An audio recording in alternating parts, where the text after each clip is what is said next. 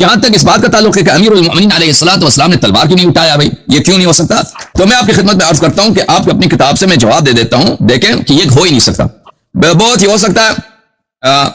ملاحظہ فرمائیے عزیزو، ان کے اپنے کتابوں میں متعدد احادیث موجود ہیں کہ خلیفہ چاہے شیطان بھی ہو، خلیفہ وقت آپ پہ ظلم بھی کرے، آپ کا حق بھی اٹھا دے اور آپ کو کوڑے بھی مارے، تو آپ اس کے خلاف کیا نہیں کر سکتے؟ آپ اس کے خلاف تلوار نہیں اٹھا سکتے۔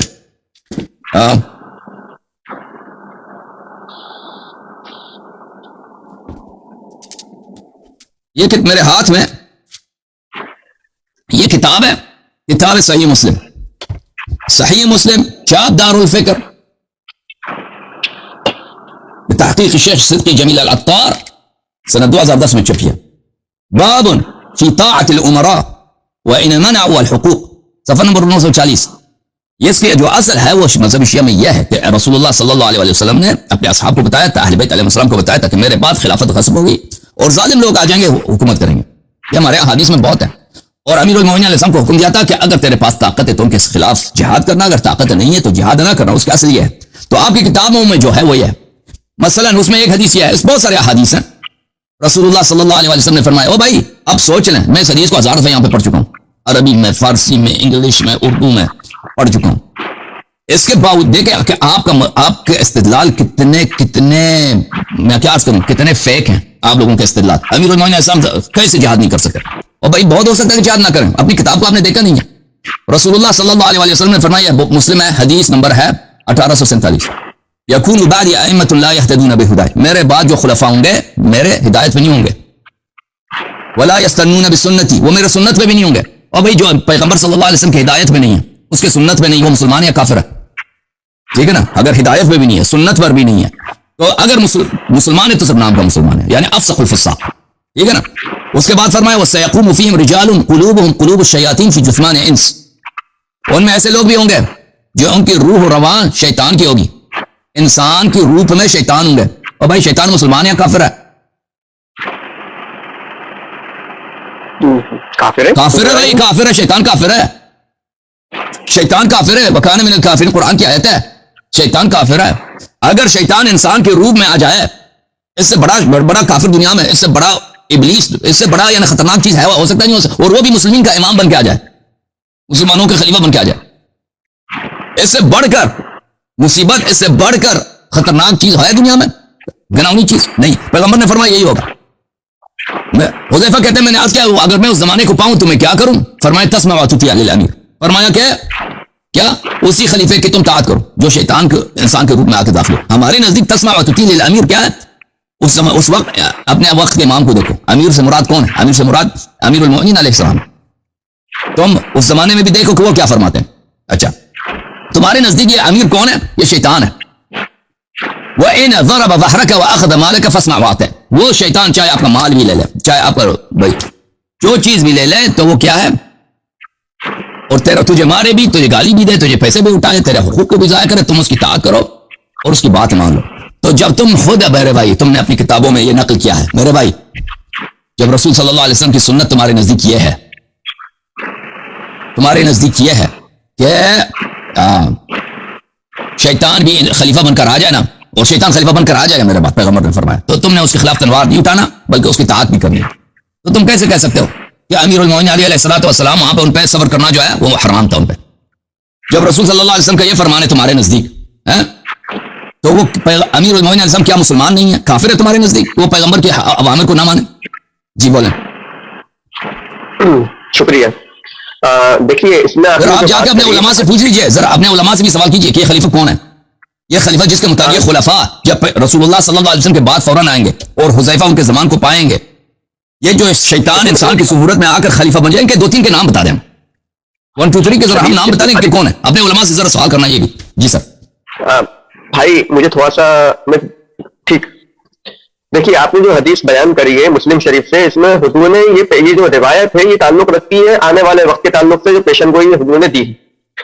اہل سنت والجماعت کا اس میں اتفاق ہے کہ خلافت راشدہ جو حضرت علی پہ ختم ہوتی ہے، اس کے بعد کا دور جو ہے یہ وہی دور ہے جس کی پیشن گوئی کی گئی جو روایت مسلم شریف میں بیان آپ نے اپنی زبان سے کری۔ اب اس میں جو آپ نے اس کو اجتہاد دیا ہے کہ اس سے مراد، میں ایک بار کمپلیٹ کر لوں بات، پھر آپ انشاءاللہ بولیے گا تاکہ میں بھول نہ جاؤں بات کرتے ہوئے. اس میں جو آپ نے بات کہی ہے کہ حضرت حذیفہ بن یمان جو تھے وہ انہوں نے وہ دور دیکھا, یہ آپ کا اجتہاد ہے, یہ حدیث میں نہیں ہے لفظ کہ انہوں نے ان کا دور دیکھا یا حضور نے بولا کہ تم ان کا دور دیکھو گے. ٹھیک ہے, دو بات. اور تیسری بات یہ کہ میرے نزدیک یا اہل سنت والجماعت کے نزدیک یہ ممکن ہی نہیں ہے کہ حضور نے کسی کا جو لقب دیا ہو وہ اس لقب میں جھوٹا ہو.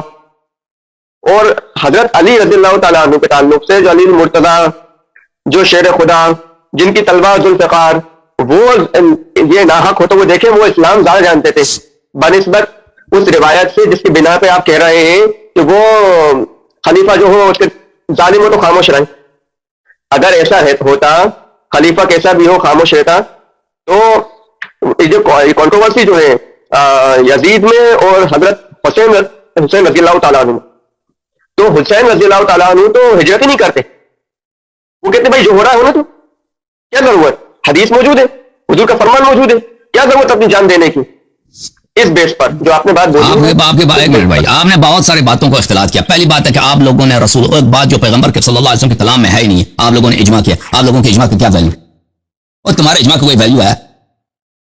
جب رسول اللہ صلی اللہ علیہ وسلم نے اپنے حدیث میں فرمایا کہ میرے جانے کے بعد یہ لوگ امام بنیں گے جن کی یہ صفات ہوں گے, ٹھیک ہے نا, انہوں نے پیغمبر نے یہ فرمایا اجازت دیں, انہوں نے تو نہیں کہا 100 سال کے بعد, انہوں نے یہ تو نہیں کہا 50 سال کے بعد, انہوں نے کہا میرے جانے کے بعد یہ لوگ بنیں گے. حذیفہ نے جب کہا کہ میں اس زمانے کو پالوں تو میں کیا کروں, رسول اللہ صلی اللہ علیہ وسلم نے کہا کہ حذیفہ تو اس زمانے کو پائے گا بھی نہیں. بولا نا اس کو, حذیفہ کی وفات کب ہے, حذیفہ کی وفات سنت 35 ہے یا اس سے پہلے, 35 ہے اس سے پہلے, ٹھیک ہے نا. اگر یہ ہوتا نا کہ حذیفہ اس زمانے کو پاتا ہی نہیں تو رسول پاک صلی اللہ علیہ وسلم کو کہنا چاہیے تھا کہ بھئی آپ اس زمانے کو پائیں گے نہیں, آپ اس ایسے جابر خلفاء سے آپ کو واسطہ ہی نہیں پڑے گا کہ آپ پہ ظلم کرے گا, وہ آپ کا مال چھینے گا, پر آپ اس کو اطاعت کرنا پڑے گا, ٹھیک ہے نا. تو یہ پہلی بات. تو اس کے علاوہ آپ کہتے ہیں ہم نے اجماع کیا ہے کہ ابو بکر عمر کی خلافت جو ہے خارج ہو. آپ کے اجماع کی کوئی ویلیو ہی نہیں ہے. جب آپ لوگ آپ کے علماء کو ہم چیلنج کرتے ہیں کہ آپ ابو بکر عمر عثمان کے یہاں پہ آگے آجیے, ان کے کردار پہ بات کرتے ہیں, کہ ہم دیکھیں رسول پاک صلی اللہ علیہ وسلم کی مشہور حدیث ہے کہ میرے بعد میرے صحابہ مرتد ہو جائیں گے, حوض کوثر پہ لائے جائیں گے میرے صحابہ, اور میں کہوں گا یہ تو میرے صحابہ ہیں, آواز آئے گی اللہ کی جانب سے کہ یہ تو مرتد ہو چکے ہیں. ان کا وجہ ارتداد کیا ہے؟ وجہ ارتداد یہ کہ انہوں نے دین میں بدعت داخل کیا. اور بھائی اگر کوئی دین میں بدعت داخل کرتا چاہے وہ صحابی بھی, وہ مرتد ہے. جب تو آپ لوگ ابو بکر عمر کے عثمان کے خلافت پہ آپ کی شرعیت پہ کوئی دلیل ہے ہی نہیں کہ پیغمبر نے یا اللہ تعالیٰ یا پیغمبر صلی اللہ علیہ وسلم نے ان کو خلیفہ بنایا, ٹھیک ہے نا. ان کی خلافت جس کو آپ کہتے ہیں ہم نے اس کی خلافت کی حقانیت پہ اجماع کیا ہے, اور بھائی وہ خود بدعت ہے, وہ خود دلیل کفر ہے. اجازت دیں بھائی صاحب. اب آپ کہتے ہیں کہ دیکھو کیا جب رسول اللہ صلی اللہ علیہ وسلم نے صبر کا حکم دیا ہے, خلیفت ظالم ہو جو بھی ہو صبر کا, تم شیعوں سے کیسے سوال کر سکتے ہو کہ امیر المومنین صاحب نے کیوں صبر کیا؟ اور بھائی اگر پیغمبر نے حکم دیا کہ قبلے کی طرف نماز پڑھو, تم شیعوں پہ اعتراض کر سکتے ہو کہ تم کعبہ شریف کی طرف کیوں نماز پڑھتے ہو, تم جا کے ہندوستان کی طرف نماز پڑھو. جب پیغمبر صلی اللہ علیہ وسلم نے حکم دیا کہ ماہ رمضان کو روزہ رکھو, کوئی آ کے ادھر اعتراض کر سکتا ہے کہ او شیعو تم ماہ رمضان میں کیوں روزے رکھتے ہو, تم جا کے ماہ سفر میں روزہ رکھو. اور بھائی صاحب جب رسول اللہ صلی اللہ علیہ وسلم کا حکم میں نے آپ کی کتابوں سے دیا کہ خلیفہ ظالم بھی ہو تو صبر کرنا واجب ہے, ٹھیک ہے نا, تو آپ کیسے اعتراض کر سکتے ہو کہ کیوں انہوں نے تلوار کیوں نہیں اٹھایا؟ بات ختم. پھر امام حسین علیہ السلام کا جو آپ نے مثال دی ہے, امام حسین علیہ السلام نے قیام نہیں کیا, خروج نہیں کیا. امام حسین علیہ السلام نے خروج نہیں کیا یزید کے خلاف. یہ بہت بڑی غلطی مشہور کی گئی ہے. یہ کس کی تفسیر ہے؟ یہ ابو العلا مودودی کی تفسیر ہے, جماعت عمریہ کی تفسیر ہے کہ ابو بکر کی عمر خلافت صحیح ہے, عمر کی خلافت صحیح ہے, عثمان کی خلافت صحیح, معاویہ کی خلافت بھی صحیح, یزید کی خلافت باطل ہے. تو ان کی خلافت کیونکہ صحیح ہے, ائمہ اطہار علیہ السلام نے کچھ نہیں کیا. یزید کی خلافت غلط ہے, اس کے خلاف انہوں نے تلوار اٹھایا. امام حسین علیہ السلام مکے میں تھے, مکے سے نہ نکلتے, مکے میں شہید ہو جاتے. مدینے میں تھے, مدینے سے مکے کی طرف نہ جاتے, مدینے میں شہید ہو جاتے. مکے سے وہ نکلے بھی ہیں, دنیا میں ان کے پاس جانے کے سوا کوئی جگہ ہی نہیں تھا سوائے عراق کے. عراق کی طرف جا رہے تھے, راستے میں انہوں نے پکڑ لیا, انہوں نے بہت سے لوگوں کی کوشش کی,